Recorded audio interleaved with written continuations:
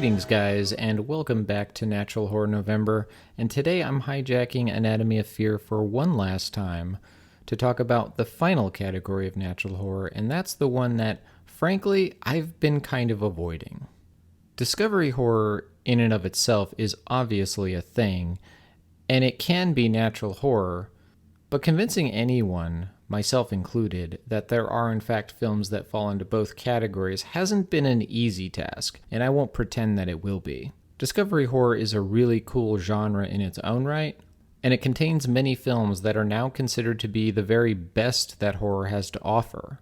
Alien is probably the best example because the main reason it is scary has everything to do with the fact that it was discovered. The Thing falls into that category as well. But those examples feature aliens, and as we talked about in episode 1, anything extraterrestrial in origin ceases to feel natural at a certain point. Are there examples that do qualify as natural, though? Well, I would be kidding if I said there are many, but I do think that there are a few. I don't think that there's anything in particular that they have in common, other than the fact that they all appeal to science quite heavily and seem to exist in our reality. Above all, the question that needs to be asked is whether the characters of the world really grasp the gravity of how this discovery changes everything we thought we knew about this world. We've all seen movies where there's some monster discovered, and the characters react to it as if it were just a lion or a bear, and not as if it were an actual monster. I feel like a lot of vampire movies do this in particular, and it's largely due to the fact that we've had so goddamn many of them. Occasionally, films poke fun at this. One recent example is Anna and the Apocalypse, where one character says, "zombies" to another character, and they each share a moment to geek out. It's fun when the characters break the fourth wall like this, and it's even better when they just take a moment to really contemplate what it means.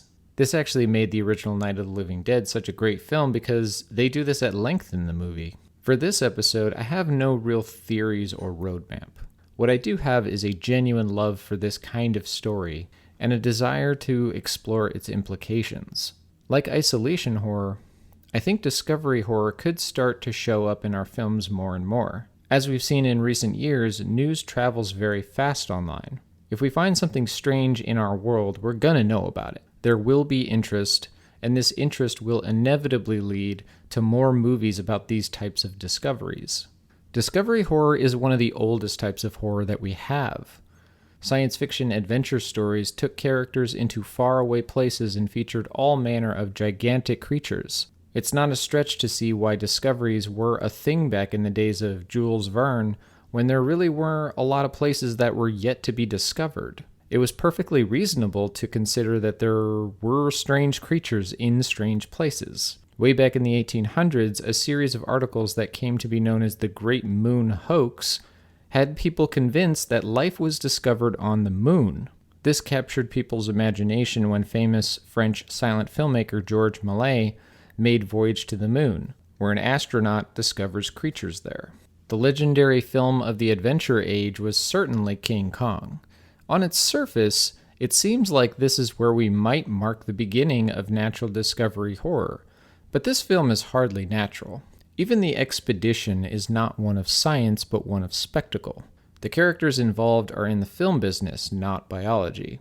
Sure, there are lots of sciencey sounding words like Jurassic and such, but this is pure fantasy at heart. Peter Jackson's remake seems to be more of a natural horror film than the classic 1933 film, though. There was even a fake documentary included on the DVD that talked about Kong like he was a real scientific discovery. It gave Kong a scientific name, Megaprimatus Kong, and claimed he was related to an actual species now extinct called Gigantopithecus, an ape that was said to be between 9 and 12 feet tall. This is very cute, but it feels more like an oddity, a mere excuse for spectacle. Granted, most of these movies are going to have some degree of spectacle. Even movies like Them and Piranha have elements of spectacle. But with Kong, that very much is all it is. Monster movies of various types had this character for years. As I discussed in earlier episodes, the danger always seemed to be far away in foreign lands. King Kong may have been unique in that it brought the horror to us and suggests that we are the real monsters for exploiting it. But when all the Draculas and the mummies of the studio era had run their course, and people became hungry for real monsters, or at least monsters that presumably exist in our world, then we got the creature features of the 1950s. In particular, 1954 showed us 3 powerful creatures which would prove to be so important in the evolution of horror. And 2 of them are discovery horror, and I think I can make the case that they are both natural horror as well. The first one came out on February 12th of that year, and it featured the now famous Gill Man in his first appearance. The Creature from the Black Lagoon is a film like no other.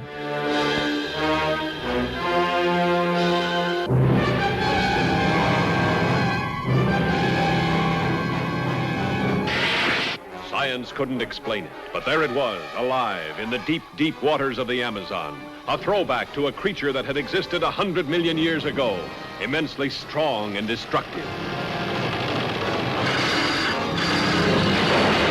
A woman's beauty, the bait that... The adventure films of old rarely appealed to science to interact with the creature, much less explain its existence, but this movie was one of the first to do both of those things. The inciting incident is the discovery of the fossil of a creature with webbed hands, which is taken back to be studied. Soon, an expedition begins to return to the place and acquire more samples. At first, they find none, but after applying a bit of logic using laws of sedimentation, they begin looking at the bottom of a lagoon. Their excavations are cut short, however, as they discover that the creature still exists and lives in the lagoon. From here, a competition in values begins between the scientists, the leader, who merely wishes to observe the creature and then leave, and one of the others who wishes to capture the creature as if it were some prize.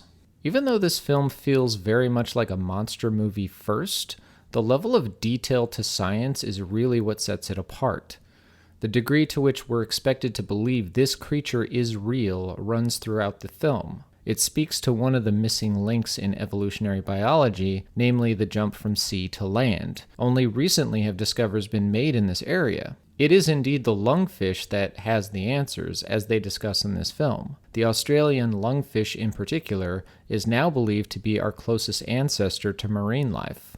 The fact that they went to such great lengths to place the story of this particular monster in the context of this great question mark in science is pretty amazing. Of course, they don't link this creature to the lungfish or explain how it might have evolved, but how could they? Evolutionary biology doesn't really work like that. It's not like they would know a thing like that overnight. But it does make for a good monster movie, and I have to say the level of respect paid to science is definitely appreciated. Later in the same year, we got Them, which I talked about in episode 3. That movie moved the ball forward in terms of culture and politics more than science. But clear on the other side of the Pacific, Japan produced the legendary Godzilla, and it pretty much dwarfed everything. This is Tokyo, once a city of 6 million people. What has happened here was caused by a force which, up until a few days ago, was entirely beyond the scope of man's imagination. Now let's have it, Steve. What about this monster story of yours? Well, it's big and terrible.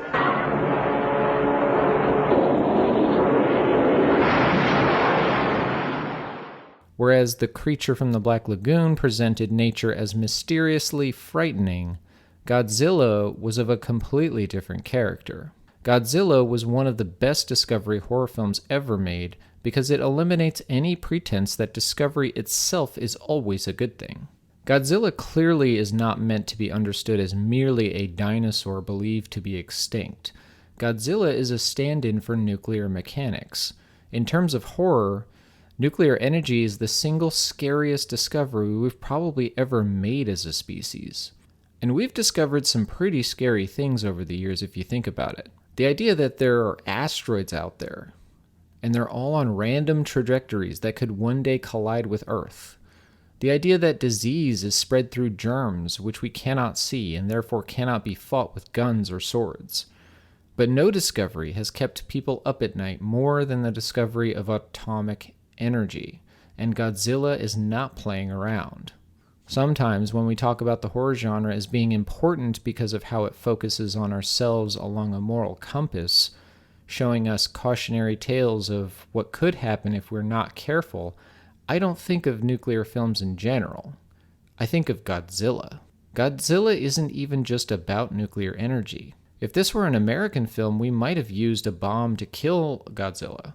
And the message would be that nuclear technology is very sobering, but sometimes necessary. You can see why Japan might feel a bit differently about that, though. But recall how Godzilla is destroyed in the film. Throughout the movie, the paleontologist sent in by the government to investigate the destruction of some nearby islands is all throughout the film urging people not to destroy the creature, but instead to study it. But like the creature from the Black Lagoon, this proves to be impossible. So a new device is used, something called an oxygen destroyer, which also destroys all the life in the waters where they ultimately kill the giant monster. Godzilla was not well received in Japan, but a re-edited American version was extremely well received by Americans. It was actually the positive response from American critics that kind of forced Japanese critics to take a closer look at this film, realizing, as we likely did, that this is not just some dumb monster movie. Japanese audiences claimed to feel empathy for the creature, believing him to be a victim of nuclear testing rather than an embodiment of it. It opened old wounds in a country still trying to figure out how to make sense of the Second Great War, which ended less than a decade before this film. Godzilla is a terrifying film for a lot of reasons, and it's no wonder why it's the longest-running franchise in movie history according to Guinness. Now, here's where I'm going to have to express some ignorance. The creature features of the 1950s are a wide-ranging genre, and I'm sure they involve all sorts of variations of science fiction, fantasy, and natural horror, but I'm afraid this is one area where I'm unable to examine fully as it pertains to natural horror. I'll just say that as long as the film pays particular attention to the science of some newly discovered creature and goes out of its way to present it as relating to natural phenomenon, then you might call it a natural horror film, especially if it includes all of the other ingredients of the natural horror formula that I've talked about in previous episodes. Moving on, though, there is a great throwback to these movies that I'll bet you didn't expect me to talk about, though. It's a delightful little comedy film that seemed to come out of nowhere in the early 90s, featuring a bickering duo of trash collectors. Let's talk about Tremors. Perfection. A scorched outpost in the middle of nowhere. You know how close I am to leaving this place right now? How close? Maybe that's why Val and Earl decided to leave town. Hey, hold up. That's Edgar Deans. They just picked the wrong day to do it. Jeez. You guys better get the hell out of here. There's a killer on the loose. Who could be doing it? Is that a snake? I'll give you boys $5 for this. 20.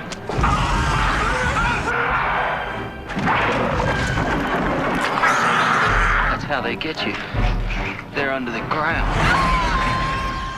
Now, I know what you're thinking. Is Alan about to call Tremors a natural horror film? Well, yes. Yes, I am. I didn't come to this conclusion lightly, though. I was dreading the thought of adding a movie like this because it just seems so wrong. But if you've watched as many natural horror films as I have, you know that this film is a perfect fit for the genre. Exhibit A is the story.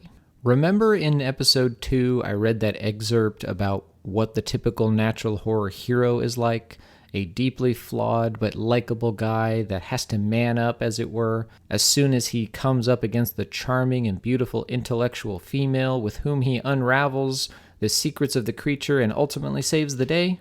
There's not usually a buddy comedy structure to it, but I think that's merely a new twist on the genre to add entertainment value. Exhibit B is the scientist. Imagine telling a story that basically features rednecks and then adding a seismologist to the mix. It could just be for fish out of water hijinks like we see often in comedies, but it's also a critical component to natural horror. I don't think that she's just here to explain to us that this thing might be prehistoric, but it certainly matters too. And Exhibit C is the worm itself. It is in fact a worm, first and foremost, and giant worms are actually discovered to have existed. Of course, the largest one that we know of is believed to be around 2 meters long, which doesn't approach the length of a graboid, but still. It should also be noted that carnivorous worms do exist as well, like the invasive hammerhead worm that I posted about on our Facebook page a few days ago. Seriously, 2020 cannot be over with fast enough. Now we got hammerhead carnivorous worms to worry about. Anyways, granted, it all gets very silly when we get to the sequels. When we start using names like Ass Blaster to describe what's happening, I think it's safe to say we've ventured a bit far from what we can say natural. But if we stick to the first film, I think there's plenty of argument to be made that this is a discovery horror film and it does a decent job of sticking to realism. I mean, for a creature feature with an entirely new species, the choice to go with purely practical special effects just makes it all the more convincing. And as with the best horror movies in general, all of which use the scientific method to ultimately defeat the creature in some way or another, this one is a great example of how characters can use critical thinking skills to get themselves out of some pretty sticky situations. There is so much I could say about this film. Its setting is used to full effect, its diverse cast of memorable characters give it a texture that would never be expected from a B-movie throwback movie like this. The practical effects are incredible and are worthy of study for anyone looking into making special effects for a living. This kind of creature would have ordinarily been depicted using stop-motion animation, like the worms of Beetlejuice or the scorpions of Harryhausen's Clash of the Titans. That would have completely changed the feel of the movie, though, and I'd have a much harder time calling it a natural horror film. Although, to be fair, a lot of natural horror films don't feature live animals either, so that's not necessarily a deal breaker. Another thing I would stress about this film is the way the characters become problem solvers of one sort or another. To me, this is where the retro quality of the film is felt most deeply. The scene where the graboid's grabber is discovered on the rear axle of Earl's truck is a throwback to It Came From Beneath the Sea, for example, where pieces of a giant octopus are found jammed into the mechanics of a submarine and was subsequently found only after returning to Pearl Harbor. The scene in Tremors also reminds me of the scene in Them, where the characters are discovering for the first time that the thing that has been attacking various trailers in the area is in fact a giant insect. Some of the acting even seems to have that presentational style of the 1950s. Melvin in particular strikes me as some sort of innocent Dennis the Menace type of troublemaker, whose proposed innocence is almost unbelievable by modern standards. And yet Tremors feels like an update of these films at the same time. The seismologist character's beauty is certainly a plot point, in the same way that it governs every romantic comedy, and she does have chemistry with Val, but that's all it seems to be here. She's presented not as an archetype either of a scientist or a woman, but as just a woman that happens to be a scientist in a situation that just so happens to benefit from her knowledge. So in tradition, her quote-unquote knowledge is pivotal to the success of the group and to our hero's reckless antics, but it somehow feels much more realistic than it's often depicted. And finally, the film also pokes fun at a few other cliches that are common in horror, like the opportunistic profiteer, Walter negotiating with Earl to buy the graboid's grabber, which he only discovered himself like 10 seconds ago, is pretty hilarious. And it actually endears us to the characters more than it doesn't. Bert and Heather would normally fill the role of the gamesman, which would ordinarily be trying to capture one of the creatures either as a trophy or to make a profit by selling it. Instead, they're nothing more than a survivalist couple. Even when their lives are at stake, they manage to bicker like a typical married couple. It's pretty hilarious. Bert does join Earl in the sequel to go down to Mexico to kill the things for a profit, and somehow this seems like a much more realistic depiction of entrepreneurship. Not everyone that seeks to make a buck is doing it for its own sake. In a rare depiction of capitalism that is actually kind to the system, Tremors suggests that great problems can be solved with more profit-seeking, not less. Horror movies, more often than not, present the capitalist-loving profit makers as the bad guys, but they don't really do that here. I'd like to say that this has something to do with the fact that it's a discovery horror film, but that's probably just a coincidence. It does lead me to the next film I want to talk about, though, where the opposite is true. It's a film more in line with the horror cliche of the evil capitalist, and that's 1918's The Meg. What you people discovered is bigger than we ever thought possible. How big is that thing? It was the largest shark that ever existed. living fossil. Thought to have been extinct for over 2 million years. Wrong.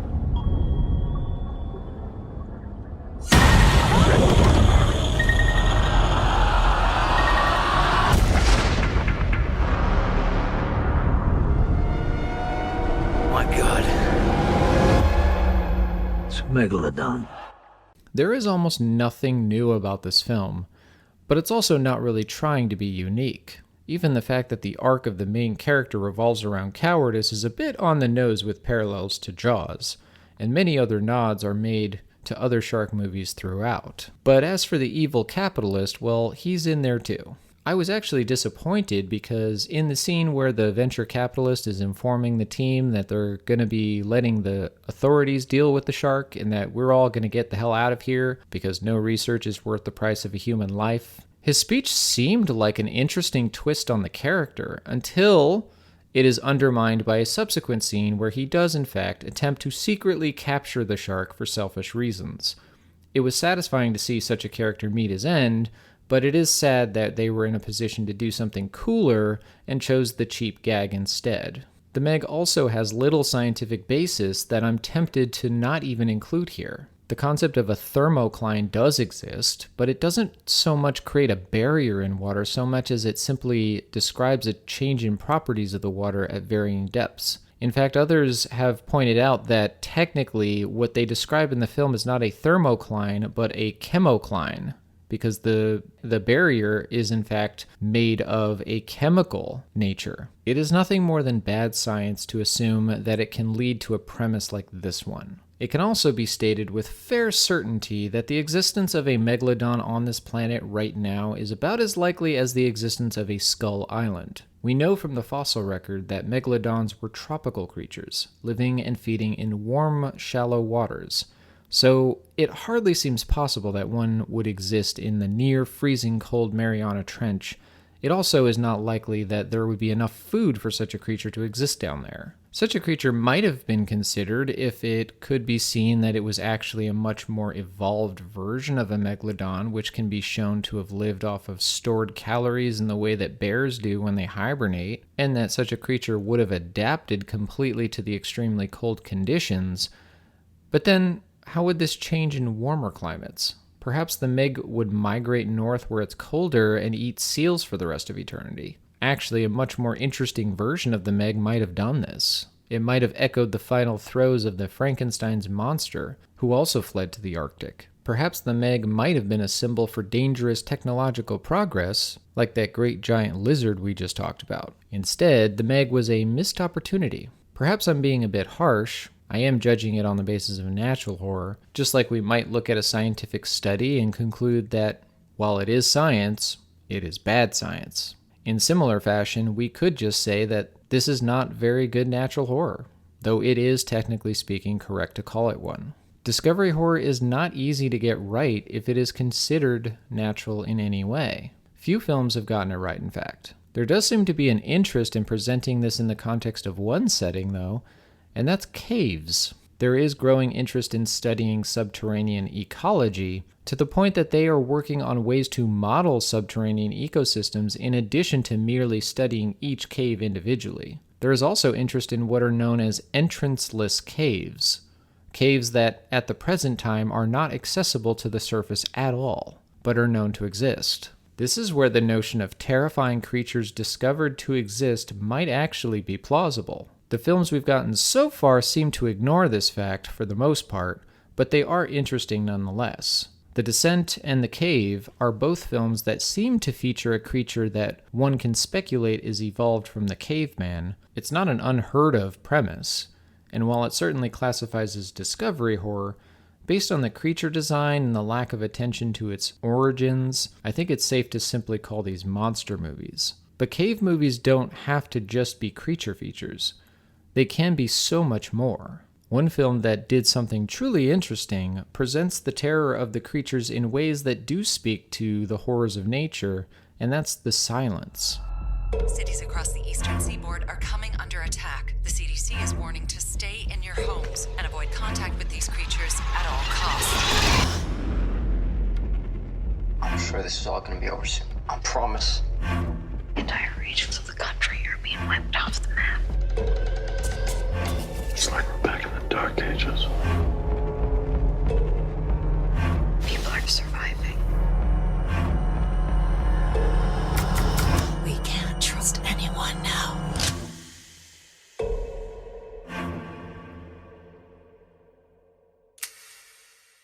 No noise. Listen. This film doesn't really have an expert character, or follow very many character motifs of the natural horror film, but I still think of it as a natural horror film because of how it presents this new species as basically an invasive species. The creatures in the Silence are actually a really good example of what an invasive species looks like. They grow very quickly, reproduce easily, cover a wide geographic area in a short amount of time, and it seems like they're not picky eaters either. The film is also a disaster film, and is therefore scary for all the same reasons the disaster horror films I discussed 2 episodes were scary as well. They are the embodiment of nature out of control. It is much too overwhelming for anyone to do anything. It is not merely a creature feature, it's more than that. It's true that it's missing any science-y expert type, and it seems like more of an apocalyptic film than a natural horror film, considering the whole business with the cult, which seems to come out of nowhere, and is definitely the weakest part of the film in my opinion. I did discover, however, that instead of the very tired cliche of the cult wanting the deaf girl because she's quote-unquote fertile, in the book they want her because she's deaf and because she knows sign language, which makes a lot more sense. So it would seem that, like The Meg, The Silence missed a few opportunities here.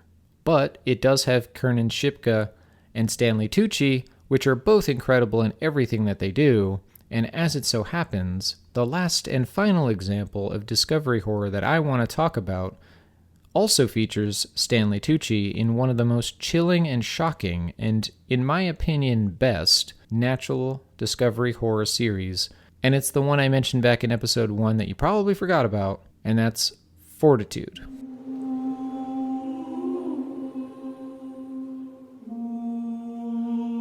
In Fortitude, there's 2 fundamental rules. You have to have a roof over your head and you have to be able to provide for yourself, so it follows. Everyone's got a job, no one's poor, so there's no stealing, and there's no crime. Everybody's always happy. We have a very serious problem here.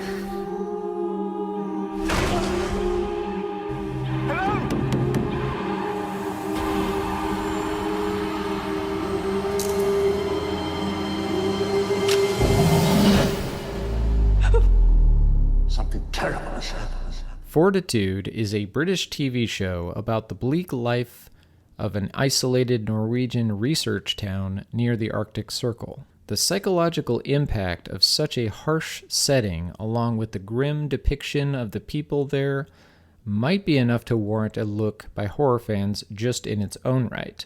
But this show is far more than that. I have to say something first, though. And that's the fact that in order to really discuss what makes this show the best example of natural discovery horror, this discussion will have to contain some spoilers, for at least the first season. I assure you, there's really no other way to talk about it without spoiling what it actually is. I'll try not to give away too many of the details if you want to see it. This is the sort of show in which there's no telling what might happen. There's the feeling of doom in the atmosphere of this show from the very first scene. And so when the nature of the discovery finally manifests in all its glory late in the season, it makes perfect sense. The show opens with an old man taking pictures and is interrupted by the sounds of a man screaming. He discovers that a man is actively being disemboweled by a polar bear. And although the beleaguered old man has a rifle, he instead uses it to kill the man in an act of mercy. This is the scene that sets the tone for the whole series. This one bear attack is a great example of things to come. In the course of investigating this death, Stanley Tucci's detective character seems to be the closest thing we get to a thread of sanity in the show. He is the Sherlock Holmes of this world, and as we soon find out, there is no place for him in this world at all. He arrives to investigate one possible murder, only to find another possible murder takes place in a place that's supposed to be known for having no crime. He meets with the governor of this place, a charming woman named Hildur Odegaard. She is as tough as nails, and her leadership is seldom questioned. There are strange rules that help her out, such as a rule that no one's allowed to die in this place because it's too far north for bodies to properly decompose, a plot point that actually comes into play later when one of the characters is revealed to in fact be dying. There's also the clever and well-liked sheriff and his two oddly mannered female deputies, Ingrid and Petra. Ingrid is oddly cheerful and optimistic all the time, while Petra is the very image of a stoicist, cool and detached regardless of what happens. The only time this changes, and that's what makes it noticeable, is when the true nature of the discovery is revealed in the end. Then there's Natalie and Vincent, two research scientists that care deeply about each other and clearly have a lot of unresolved sexual tension, but are reluctant to take the next step. They're among the first to realize what's going on, and by the time they do, it is much too late. These are the main characters, though there are tons of secondary characters that give this show its rich texture. And every story comes to a head in a final, horrifying display, including one storyline about a man whose son gets sick while he's out being unfaithful, and another involving a deranged man that psychologically abuses his girlfriend by forcing her to eat until she becomes overweight. All of these stories ultimately come together in a crazy way. That is because, while all of this is going on, there is another story happening in the background. It's kind of the main story. In fact, the thing that helps kickstart the show is the discovery of a fully preserved woolly mammoth, fur and all. Instead of relinquishing the discovery to the scientist, as the actual law in the area with all major scientific discoveries states, the two men decide to hide it until they can make a deal and sell it and get rich. Long story short, this does not end well for them. While all this is going on, the mammoth carcass thaws, draining its fluids into the environment. This quietly leads to a subplot that nobody realizes the source of, involving a possible infectious disease outbreak going on, but nobody really knows what's causing it. The boy that gets sick turns out to have been behind the violent attack and death that the detective was originally sent to investigate, and it's his dog that made him sick after being exposed to the mammoth. Later, the girl that's being fed by her boyfriend ends up killing her mother and cutting her belly open and vomiting inside her. We don't know why at the time, but it happens as though she were a zombie, and we eventually learn why. Later, her mother awakens in the hospital just as hundreds of sores on her body pop open. And what happens next is truly horrifying. Thousands of little wasps crawl out of her body one at a time until the entire hospital room is filled with flying wasps. It would be comforting to think that these are fictional wasps, but in fact they are not. Parasitic wasps actually exist. There are actually believed to be around 60,000 parasitic wasp species in existence today. The reason you don't hear about them often is usually because their preferred host is an insect or a spider of some kind.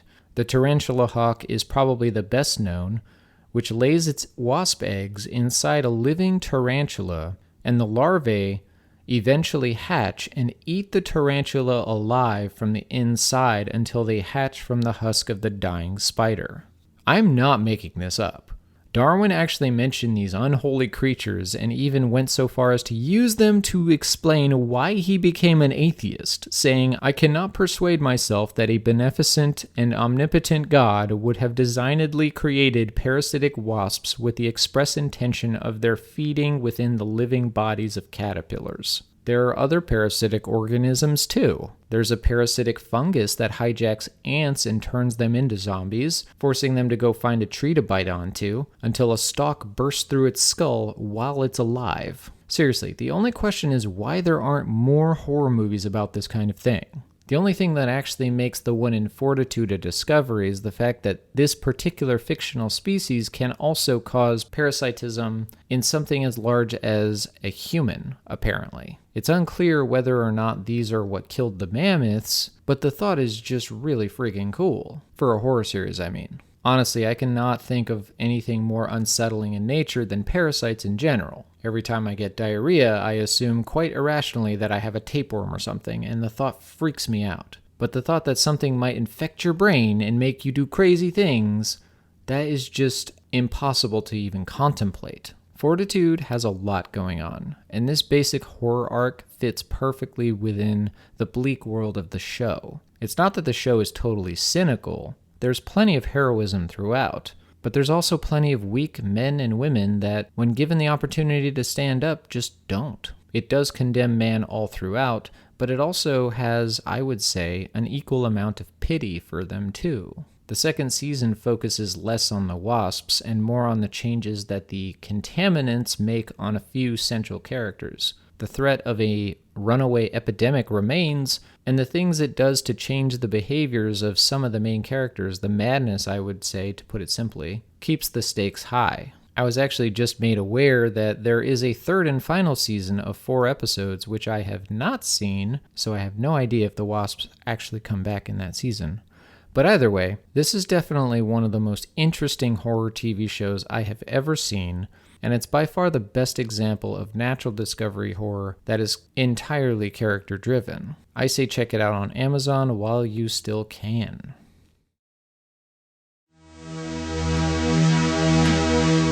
At last, we have come to the end. My slightly late but nevertheless completed series on natural horror. This is a project I've been wanting to do for years, and even though it has pretty much taken over my life for the last month, I'm very happy with the results. I'm not sure yet if I would do this again next year, but I would definitely like to. And always know that if you see a natural horror film that you want me to check out, you can always send it my way. The email is anatomyofearpodcast@gmail.com if you want to email us. The website is anatomyofear.com, and if you follow us there, you'll learn about all of the new projects we're working on as soon as we post them. I have a few more videos that I was working on before this month, which I'm going to get back to, so if you haven't already done it, subscribe to us on YouTube and you will see those videos as soon as we post them. Brandon and I are going to record our Natural Horror November episode soon, so stay tuned for that as well, in case you're jonesing for a new regular episode. It's possible that because of our schedule, we might just combine it with our end of the year episode, so look for that. If you've listened to this all the way to the end, I salute you. It means more to me than you know. I hope you guys continue to take a close look at this genre over the next few years and let me know what you see. Thanks again from the bottom of my heart. Till next time, be safe.